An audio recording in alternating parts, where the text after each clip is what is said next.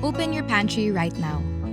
Somewhere in there, almost guaranteed, is a bottle of vinegar. Probably half used. Probably been there a while. That's the thing about vinegar.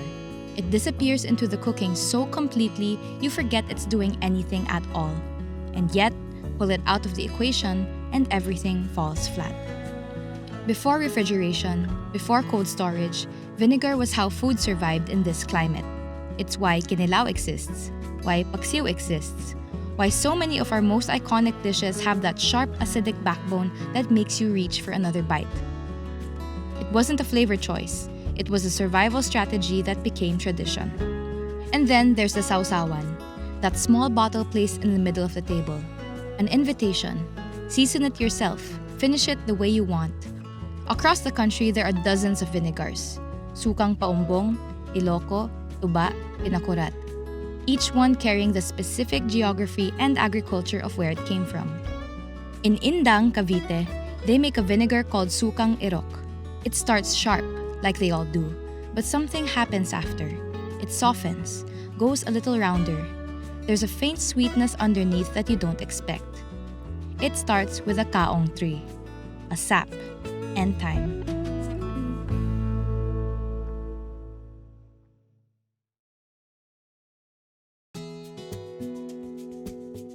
In Indang, Sukang Irok starts in the trees. The sap is harvested, left to ferment slowly, and what comes out the other end is a vinegar that a lot of families here have built their livelihoods around. Tatay Mando has been doing this for years. He checks the trees himself, every day, moving through them one by one, monitoring how the sap drips and transforms. It's not a fast process. Nothing about it is. He's not doing it because it's easy. He's doing it because he believes there's something worth fighting for here. Something that could mean better opportunities for the farmers around him.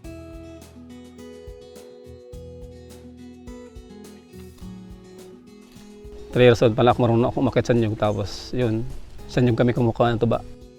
Hindi kasi yung tatay ko mga ngarit, kung tayo mga ngarit, magtutuba. Habang umakyat sa taas, sumusunod ako pupunta sa taas.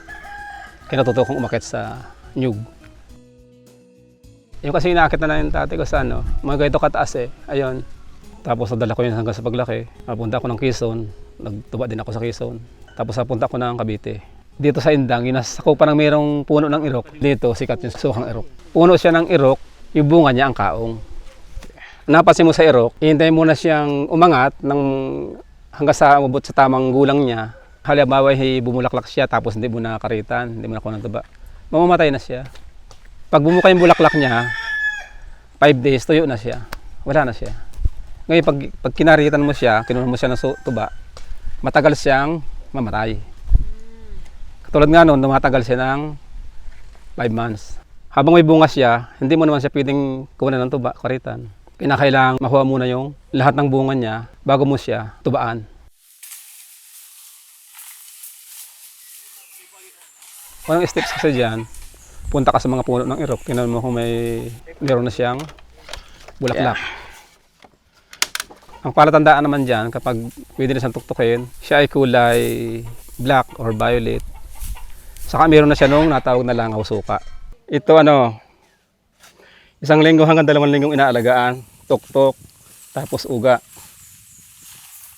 Ngayon, kapag ganitong makintab na siya, marami na siyang langaw, pwede na siyang putulin. Pero, tuktukin muna natin. Bago. Yung katawagan niya langaw suka. Langaw suka. Ibig sabihin, malapit na siya magkasuka. Maganda negosyo, walang puhunan. Pagod lang. Sipagan lang nilang mag-akyat. Kaya lang iba, kahit gustuhin man nila, pag matataas yung puno, natatakot silang umakyat. Yung iba dyan, ang gusto lang, yung abot lang nila. Ang iba, katulad nung akin, nagawa ko ng paraan para makuha ko yung nasa taas. Lakas nila ng loob. Sa kasipag. Ako sanay akong umakyat kahit sa matataas sa nyog. Kaya kahit pinakamataas pa yung puno na inaakyatin ko yan. Ito nga ito hagdan ko to pinakamahaba. Sila hanggang 10 step lang, okay na. Ito mo to, mahaba nito. 30 steps to. Yung iba kasi problema.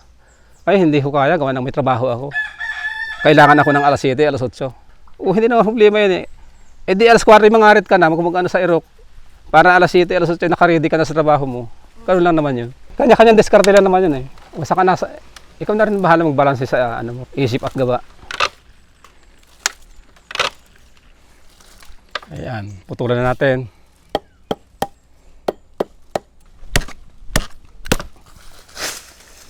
Yan. Kinakailangan mo pati sa pangangarit, kailangan talaga matalas siya. Saka doon mo lang ito gagamitin sa pangangarit. Hindi pwedeng gamitin sa damo or sa kung saan saan. 12 years ko nang ginagamit to. Dati kasi ganito siya kalaki. Ngayon, dumiit na siya. Malaki ng tinulong sa akin ito. Tapos ito pa, para tumulo siya. Pansin nyo. Kailangan ganunin. Para bang hinihigop, palabas yung tuba. Kung sa paggagawa ka ng poso, negro, hinihigop yung tubig pataas para lumabas. Parang ganun. Kinikis-kis mo siya. Pagtanggal ko itong kamay ko, matulo na to. Ayun, muntin yung matulo. Ayun na. Sa suka ng tuba or irok, kapag yan ay matagal na, parang meron siyang asin, sadyang malasa na siya. Talagang masarap na siya. Saka natural, walang chemical. Pwede siyang gamitin sa lahat. Mga restaurant, kailangan hindi natin alam yung supply. Kapag sumahikat na siya ng sobra, tapos yung supply naman ang kulang. Yun ang ano doon. Ito yung pwedeng inumin. Okay pa yan. Matamis pa yan. Yan. Ito yung talagang sadyang malakas tumulo. Ang kaibahan lang sa nyug, 4 liters o 6 liters lang siya. Isang ganun lang. Pero sa Irok naman, natulo siya ng maghapon magdamag na 14 liters. Kaya ako tatanungin, mas maganda sa Irok. Ito sadyang may langaw yan. Hindi naman sila madumi kasi sila, niinom na nila yung tuba, yung matamis. Ganun lang. Ayan. Balik na lang umayang hapon. Ulit.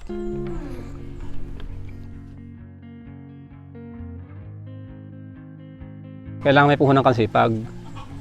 Ngayon, kung wala kang sipag, eh bahala na sila kung wala silang sipag. Sipag lang ang puhunan. Pag meron na mamakyaw, kumuha siya ng 27 container. Ang laman naman ng isang container, mga 22 liters. Kung saan ako yung wholesaler. Ngamayang hapon, kukunin yan.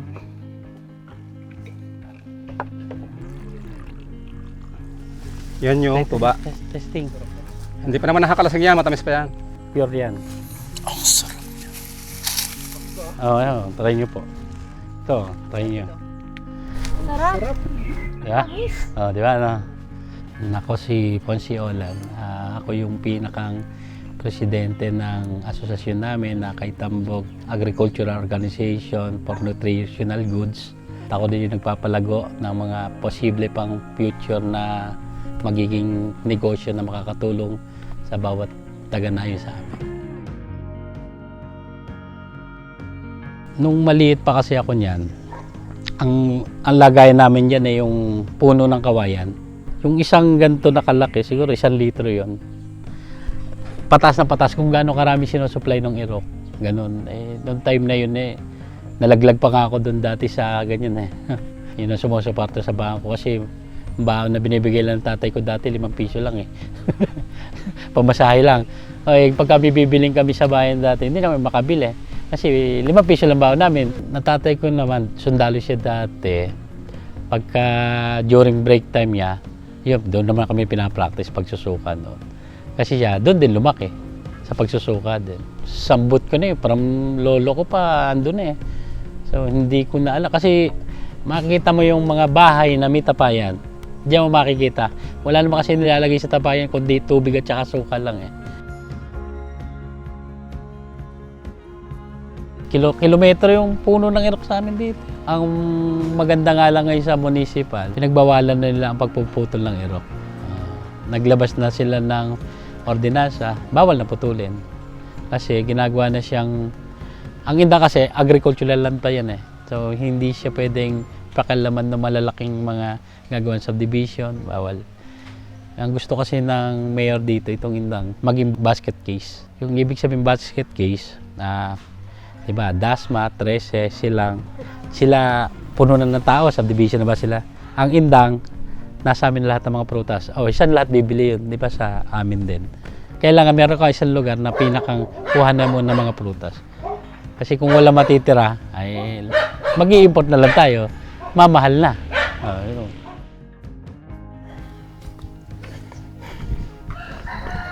Para madali siyang umasim, kinakailangan makapal yung kanyang latak. Ayan. Halimbawa, kumuha ka, sinalin mo sa drum o sa istakan mo. Kinakailangan yung latak ay makapal. Para isang linggo o 2 linggo, isang buwan, maasim na ang suka mo. Kapag hindi mo isinama ang latak niya, matagal siyang umasim. Ayun, imbak mo na sa imbakan mo. Para mas madaling umasim ang suka, kinakailangan yung takip niya ay napapasok ng hangin, kaya nakaangat siya. Kapag hindi rin marunong yung ng suka, matatagaling ka rin magsuka. While Tatay Mando tends to the trees, there's a group working on what happens after. The Kaitambog Agricultural Organization for Nutritional Goods was formed to figure out how to get more out of what this land already produces. Taong, irok, the products that come from both. Keep the value here, within the community, instead of it moving up the supply chain and disappearing. No one teaches farmers about adding value to their crops, trapping them in a system where they are just a supplier and at the will of demand, never controlling price or never knowing what to do with excess when there are no buyers. In 2 years, membership has doubled. At the center of the processing and distribution side is Nanay Oya. She's the one making sure what the farmers grow actually reaches the markets and pasalubong centers. What begins in a tree in Indang has to end up somewhere people can find it. That part is on her. So, ngayon naman, kukuha tayo ng suka na gagamitin natin sa paggawa ng spicy vinegar. So, itong tapayan na to, kung nabubuhay pa ang lolo ko, ay 157 years old na siya. Sa kanya to. Ngayon, minana niya pa sa tatay niya. Siguro mga 250 years old na tong tapayan na to. Pag dito kasi nakalagay ang suka, madaling umasim. So, kukuha tayo ngayon ng suka at ating ilalagay dito. So, ngayon naman, habang nagpapakulo tayo ng suka, lalagyan na natin ng ingredients yung bote. So, lalagyan natin ng bawang at saka sili. So, ganito lang po yung proseso ng paggawa ng spicy kaong vinegar. Nagbebenta kami ng raw na suka, yung from the tree, tas pinerment nga sa tapayan. So, naisipan namin na mag-isip kung ano pang flavor ang pwede. So, ito nga, isa ay hot and spicy, tas meron kami yung may blue ternate na flour, tas meron din kami achara flavor. So, tatanggalan natin. Ito, kumukulo na. Tatanggalin natin ng impurities. Pagkatapos nating tanggalan ng impurities, ilalagay natin yung flavor. Ito yung binlender na chili at saka garlic. Binlender yan sa suka din. Iintayin natin itong kumulo ulit. Pagkatapos, ilalagay na natin sa mga bote. Kumbaga, para makatulong kami sa kanila, para dumami yung kanilang kita, naisipan namin na iproseso yung kanilang itinitinda, yung hina-harvest nila. So, naisipan namin yung suka. Kasi ang Indang, meron na kami ngayong Irok Festival. So, dito sa Indang, ang tawag din sa puno na yon ay Irok, pero sa ibang lugar ay kaong. So, iisa lang yon. So, nagkaroon tayo ng Irok Festival. So, para makilala lalo ang Indang, so nag-isip kami ng mga magagawa pa para na ginagamitan ng suka. Hindi lang sa luto. Ngayon, yung samahan namin, yung kaong, may percentage kaming ibinibigay sa kanya. Kaya nakakatulong kami para lumaki ang aming pondo ng samahan. Tapos, tinitinda namin to sa Kadiwa ng Pangulo, sa lahat ng lugar sa Cavite. At saka sa Pasalubong Center, Indang, doon nila matatagpuan ang aming mga product. Dito sa amin, hindi naglalagay ng tubig. Suka lang sa pagpapaksiw. Lalagyan natin ng konting gulay. Meron kaming talong na na-harvest. Lalagyan natin. O, tapos, tatakpan natin. Hintayin natin kumulo at maluto. Yun lang ang paksiw. Naluto na yung ating paksiw. Atin ang ihahain para matikman nyo.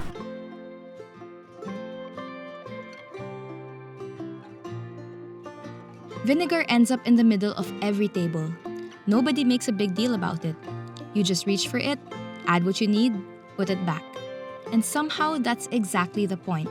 Communal without being ceremonial. Practical without ever being invisible. These products, the ones that have always existed quietly within their provinces, deserve more than that. Not because they need to become trendy, but because the people making them deserve to be understood. When you know where something comes from and why it tastes the way it does, you start caring about what happens to it. And that care, over time, is what keeps these things alive. Sa panahon ngayon nga, mga kabataan, wala na sila interes.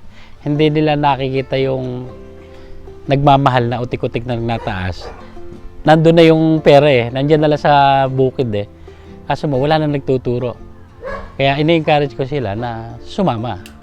Kaya tinuturuan namin utik-utik para dumami pa ulit. Kaya ang target namin, makamarket kami na maganda para mabigyan din naman sila hanap buhay na maganda. Unang-una, siyempre, yung tumaas ang presyo. Para yung mga mahihina ang loob, ay lumakas ang loob dahil kasi, aakyatin ko na yan, mahal na ang suka eh.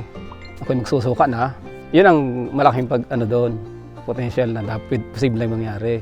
Ngayon, kung sumikat na yung suka ng Iraq na yan at marami nang malayo nang maabot, posible na matadagan yung magagawa ng suka. Kaya gusto namin mag-successful kami ni na Ate Goya. Pagka na-volume namin kasi yung production, ay di mas marami matutulungan. Walang tag-ara, walang tag-ulan dyan. Kasi nandyan lang sila. I-harvest mo lang, i-harvest.